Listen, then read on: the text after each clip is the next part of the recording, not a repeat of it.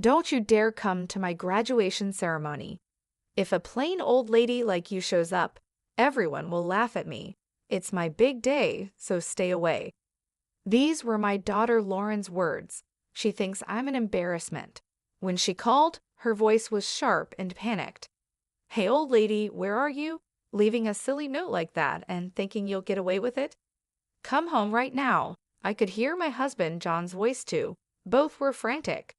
"My name is Kelly Brooke. I'm a 41-year-old housewife.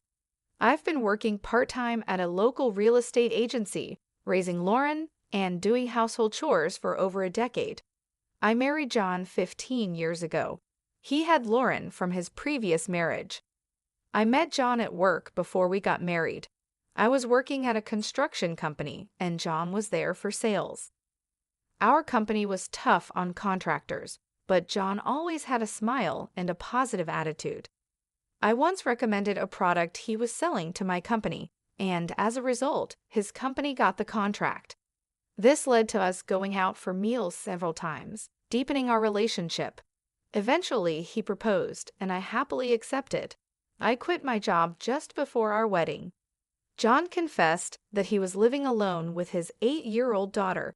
At first, I thought it was a lie, but it was true. I met Lauren a week before the ceremony. She was shy, hiding behind John, and not coming out in front of me. That's when I decided I would take care of her until she graduated high school. I couldn't forget Lauren's anxious eyes peeking out from behind John. Despite my family's strong disapproval, I decided to marry John. It was my first marriage, and my father was especially furious, saying I was being mocked. But I went against their wishes and married John. If I had listened to my parents, I might have avoided the troubles that were about to come. It's been 15 years since I got married. Lauren is now 16 and about to graduate from high school. Normally, this would be a joyful moment, but I couldn't feel happy.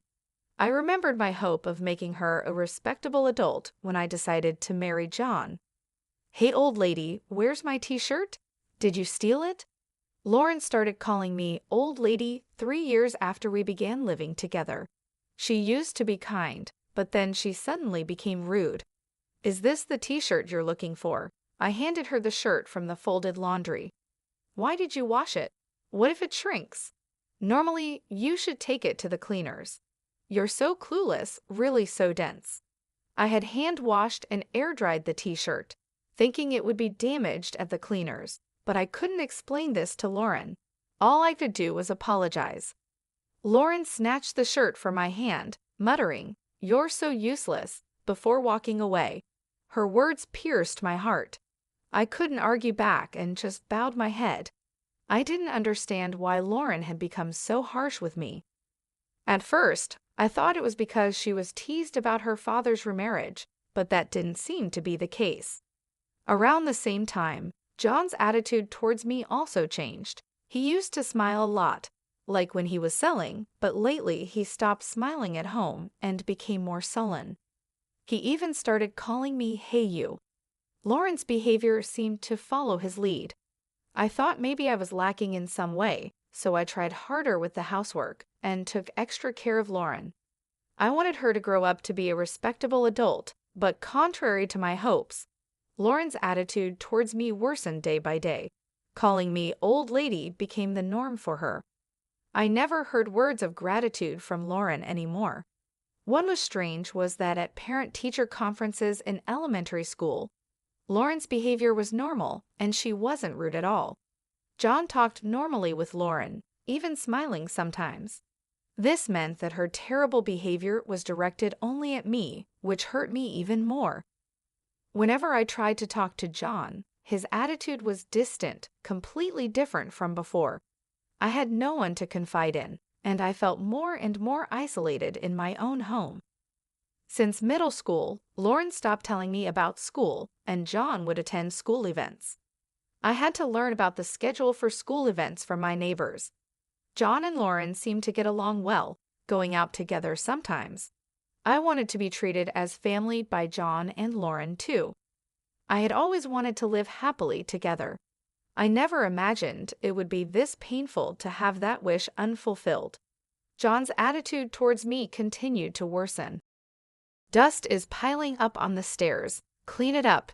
You're a stay-at-home wife, aren't you? The toilet paper is almost out. Are you even cleaning the bathroom? You're really dense, you know. I frequently received such rejoins from John.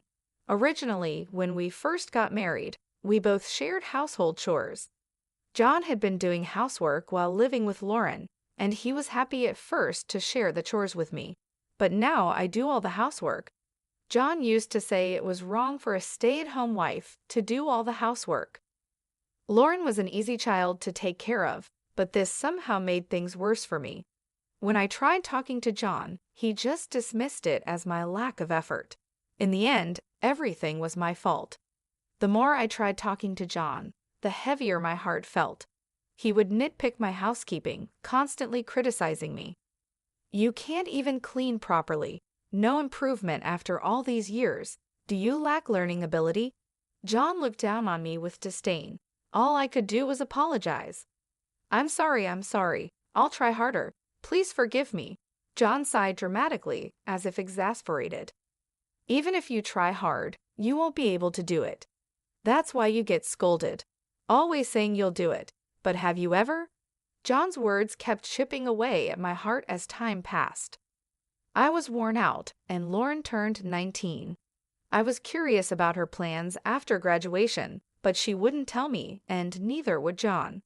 By then, I had stopped talking to John and Lauren unless it was absolutely necessary.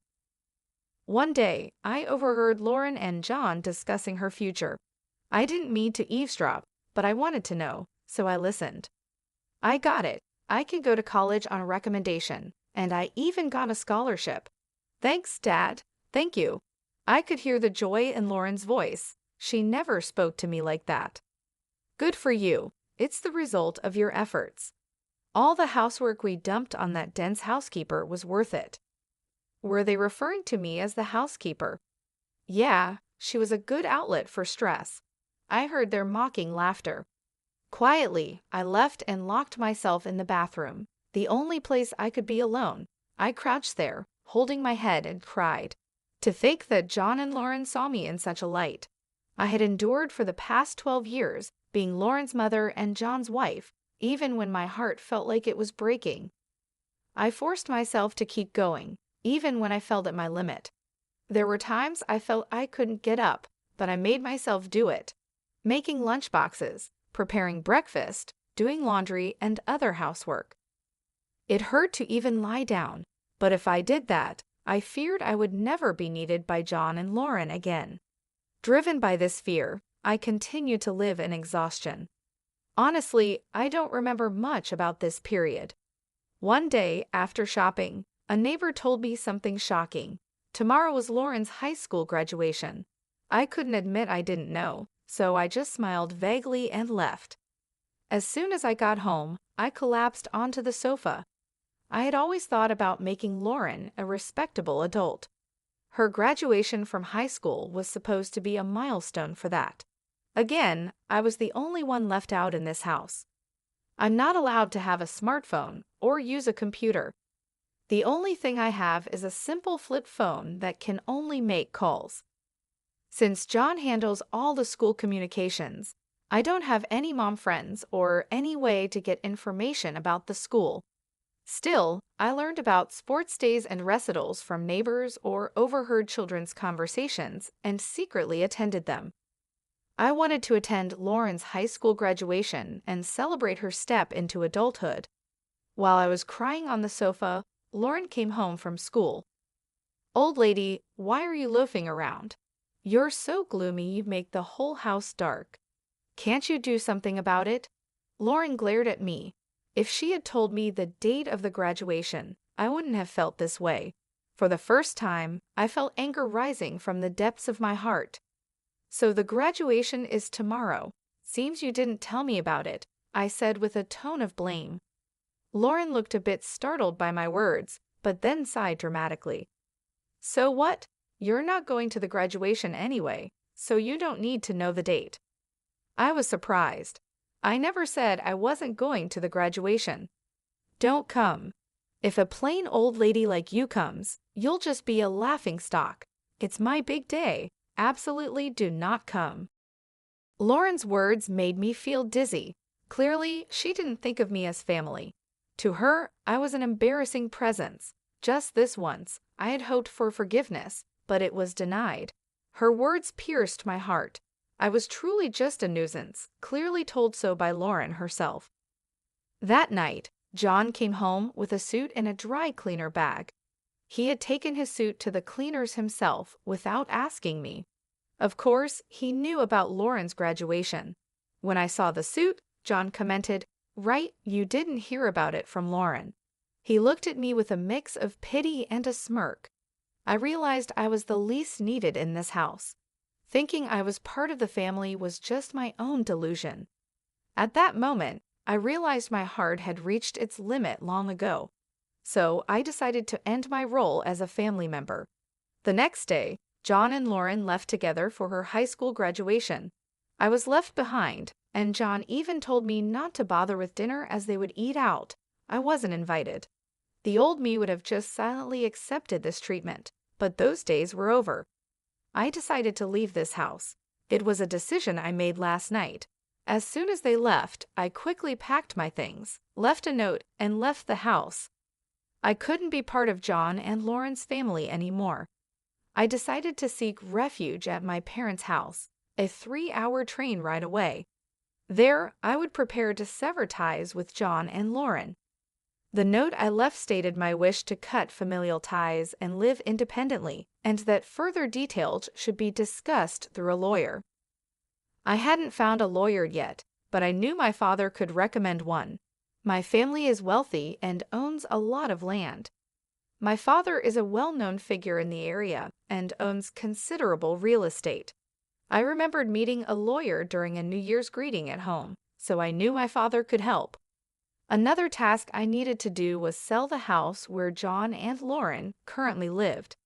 This house was built on land owned by my father, and the construction was funded by him as a wedding gift for me. I had been repaying my father slowly with the money I earned from my real estate job, which he had also helped me get. The house, including the land, is owned by my father and legally registered in his name. At the time, John might have thought the house was a gift and never asked about the ownership because he was afraid of offending my father and losing the gift. John was the classic home tyrant, harsh to those he saw as weaker but submissive to those above him. I told my father everything that had happened. As I spoke, tears flowed uncontrollably, and I had to pause several times due to sobbing, but my father listened until the end. I saw tears in his eyes too. The most relieving part was that my father didn't criticize my initial decision to marry John. At the end, my father said, "You've been through a lot." Afterward, he made several phone calls, and lawyers and real estate managers came to the house. Everything happened quickly from there. It was decided that the house would be demolished, and the demolition was scheduled for a week later. In the note I left, I wrote, "Please leave within a week." My father commented sarcastically, "That's quite kind of you." For me, it was just to avoid any later complaints. During the week, I consulted with the lawyer about the divorce. I also shared the whole story with my mother, and we cried together. I can't forget the determined look on my mother's face. I had also discussed my future plans with my father. The priority was to establish a new foundation for my life. It took courage to talk to my parents, and it was painful, but once I did, my heart felt lighter. For the first time in 12 years, I slept soundly. 2 weeks later, while I was staying at my parents' house, I received a call on my cell phone. As expected, it was Lauren. Honestly, I didn't want to talk to her. Remembering how she had treated me, a black stain spread in my heart. I decided to ignore the call, but they didn't stop. There were several from John as well. They were probably calling about the note I left or the demolition. For 12 years, John and Lauren called me old lady and you, exploiting my efforts and treating me like a tool. I endured such treatment for a long time. The thought of dealing with them again made me shudder, but I knew I needed to settle the past to move forward. Without confronting them, I wouldn't feel at peace. I felt I owed them a proper response, so I steeled myself and answered the phone. "Hey, old lady, where are you right now?" Lauren's screeching voice pierced my ears, hurried and panicked. "Leaving such a ridiculous note. You think you'll be forgiven? Where are you now? Come back home right now." I could hear John's voice as well. They both seemed frantic. I imagined Lauren's reaction when she returned from her graduation ceremony to find no old lady to vent her stress on, and the note about the divorce and the house. I couldn't help but smile faintly at Lauren's panic. Who is this, please?" I asked. Lauren seemed taken aback by my response and stumbled over her words. I hung up the phone. Afterward, I called the real estate management company to confirm when the demolition would start. It was scheduled for tomorrow as planned, and John had already been informed. I requested to postpone the demolition to the day after tomorrow and asked them to inform John about the delay. This gave them one more day. John would probably come here, and that's when I would deliver my final message to John and Lauren. I ignored the dozens of calls from them. The next day, around noon, I heard the doorbell ring and knocking on the door. It must be John and Lauren. They would have wanted to come earlier, but the journey here could be long due to poor connections. John and Lauren appeared, panting heavily, evidently having rushed here. I had arranged for my parents to stay in another room, so it seemed like I was the only one at home. I led John and Lauren into the living room. John entered hesitantly, clearly uncomfortable around my father. My father is wealthy, well-respected, and has a commanding presence, making him a higher authority than John. On the other hand, Lauren didn't seem intimidated at all. She appeared determined to overpower me and bring me back home. Lauren plopped down on a chair in the living room, crossing her legs and silently gesturing for me to sit opposite her. I took my time preparing tea, moving leisurely before finally sitting across from her. Growing impatient, Lauren addressed me. "What's the meaning of all this?"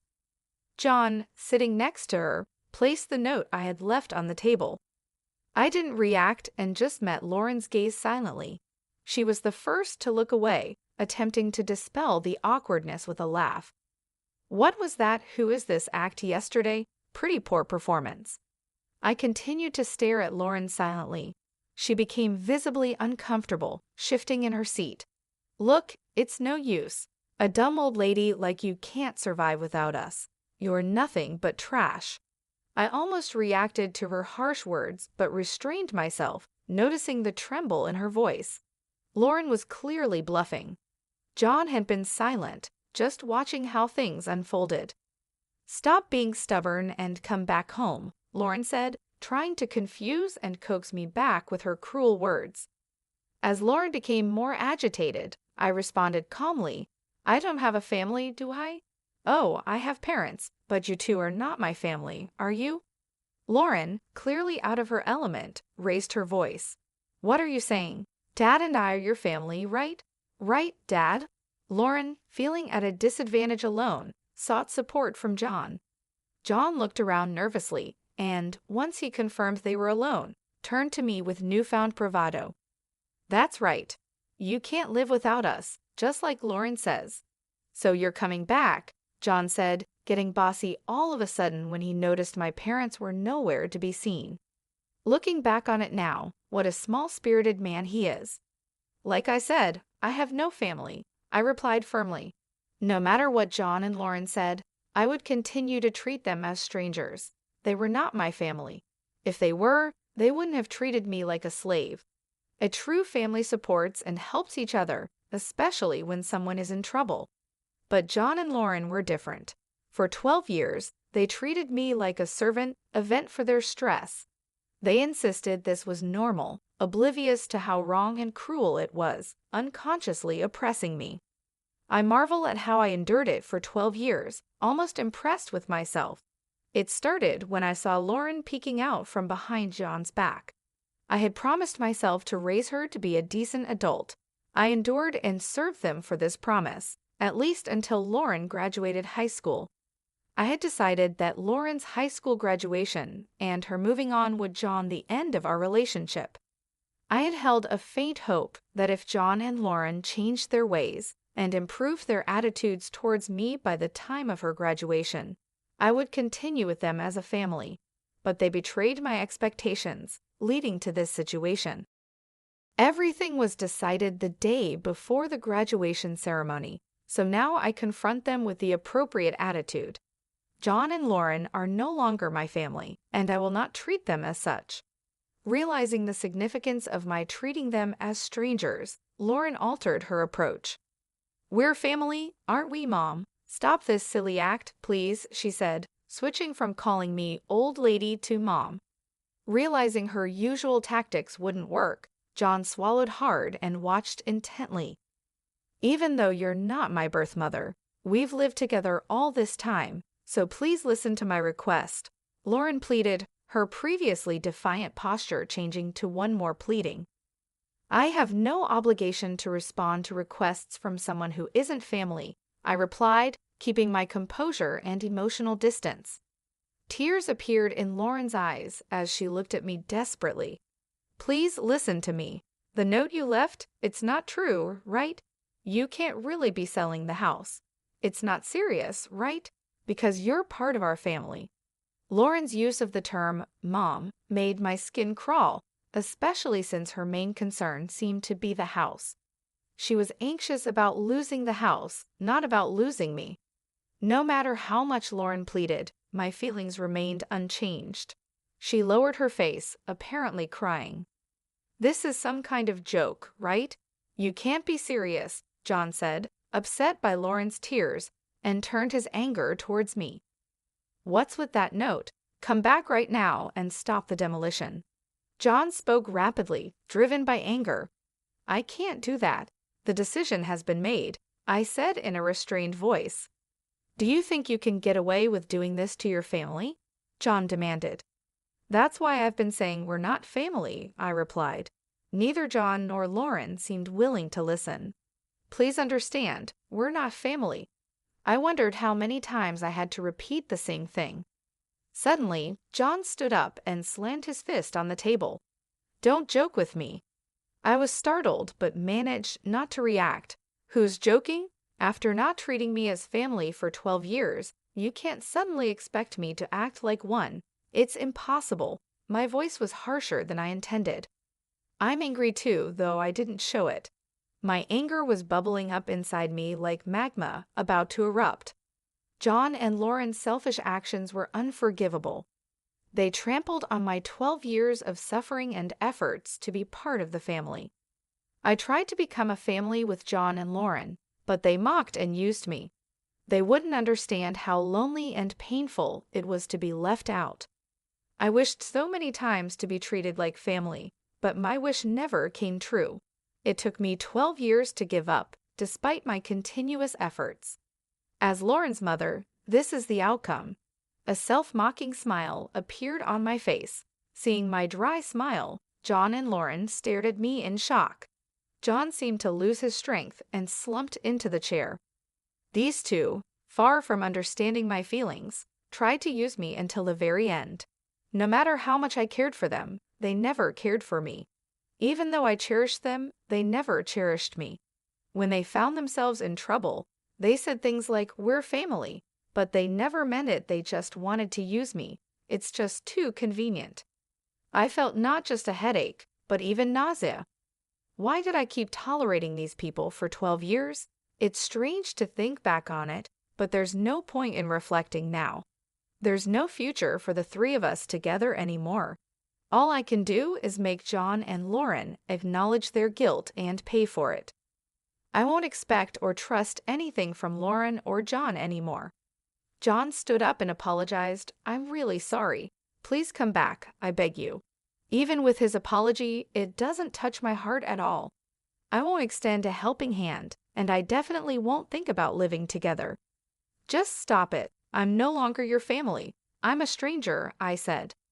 Lauren also began to apologize, following John. "I'm sorry. Please forgive me. We're family, so let's go home together." I was astounded by their self-serving talk. After treating me like a stranger for 12 years, now they want me back because we're family? That's too naive. It's just not happening. I couldn't stay calm anymore. My words flowed, driven by emotion. Harsh words escaped my lips, words I had held back out of consideration for John and Lauren. I don't want to hear any excuses. I can't trust any words. I can't ever imagine us being a family again. At this point, I placed a piece of paper in front of John. It was a divorce paper, already signed by me. Write on the divorce paper now. I'll go and submit it. Write it here. John shook his head from side to side. Then he showed me a smile. Think it over, will you? I was astounded by John's lack of grace in handling the situation. Such a small-minded man. I had always misunderstood John's ingratiating smile. The smile he showed when we first met was a sleazy expression of sizing someone up. I mistook it for the smile of a kind person. It still makes me angry thinking about it. I stood up and called my parents from the back. My parents appeared in the living room. John's mouth was agape as if his jaw had fallen off. My father glared sharply at John, and my mother also had a stern look on her face. John shrunk back just from their gaze. I'm sorry. I'm sorry for the trouble caused by Kelly's misdeed. I thought I heard it wrong. What misdeed of mine is John still trying to shift responsibility for? My father's eyebrows twitched, but he remained silent. Kelly, no, Miss Kelly left the house on her own. I was just trying to persuade her to come back. Right, Lauren? John was prompting Lauren to agree with his nonsense. Kelly's misdeed? Don't be ridiculous. My father's loud voice echoed through the house. The windows rattled. John and Lauren gasped and held their breath. My father stood in front of John, bent down to meet his gaze. How could you interpret Kelly's actions as selfish? You only think about yourself. You're such a small man. Then my father turned to Lauren. It seems you've done some terrible things too, going along with this man. What did you think of Kelly, fools? My father's loud voice echoed through the house. Lauren was trembling, perhaps terrified. My father stood up, glaring at the two of them in a commanding stance. Lauren, you've been causing problems at school too. I've looked into it. Through my father's connections, a detective agency investigated Lauren. It turned out she had been forcefully taking money from a girl at school. The victim was too scared to tell anyone, but my father had arranged to prepare a criminal complaint. Lauren, just like how she looked down on me, was doing the same at school. Lauren exclaimed, "That's a lie. Did she tell on me?" I felt like I saw Lauren's true nature, no remorse at all. She was only thinking about getting through this situation. John, you too. You've been embezzling money from the company. This was also discovered through the detective agency's investigation. John had been faking business trips. I initiated this investigation to strengthen my divorce case, but it unearthed shocking facts about both of them. Why would you even? Is it her? John reacted the same as Lauren, with no remorse. They were both unrepentant. They won't just face my punishment, they deserve consequences too. Then my mother spoke up. All right, the discussion is over. Sign the divorce papers and leave this house as soon as possible. John, sobbing, kept muttering, I don't want to, but he seemed to give up when my father handed him a pen. He sat down and signed the divorce papers. I glanced at the clock. It was almost 7:30 p.m. The last train leaves at 8:00 p.m. If they miss it, there won't be another train until the morning. In this small town, there are no taxis. If they don't catch the last train, John and Lauren won't make it to the demolition scheduled for tomorrow. They probably hadn't packed anything, thinking they could persuade me. As I hesitated to tell them, Lauren suddenly blurted out something unbelievable in a sulky tone. But this divorce was your idea, right, Dad? You should get alimony. Lauren, having been exposed, seemed to become defiant. Both my parents looked shocked. That's impossible. What you've done is essentially domestic violence, a crime. Lauren was momentarily taken aback, but then defiantly retorted, Show me the proof. I placed a notebook on the table. This is a diary I started keeping since I got married. Lauren glared at me with a scornful look. You don't even have a smartphone or computer. What kind of evidence could you possibly have? A diary is a valid form of evidence, not just video, audio, or pictures. Lauren looked utterly astonished. That's right. Even the lawyer acknowledged it. This diary is substantial evidence. John and Lauren, seemingly resigned, hung their heads in defeat. I dramatically checked my watch. Well, you've missed the last train. You won't be able to get home tonight. My mother looked at John and Lauren with a smug expression. That's right, there are no taxis around here. I wonder if there's even a decent hotel nearby. All right, we're done here.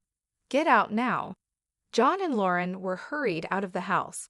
From the second-floor balcony, I could see them rushing toward the station, probably shocked that the last train left so early. Watching their flustered figures, I felt the weight in my heart starting to lift.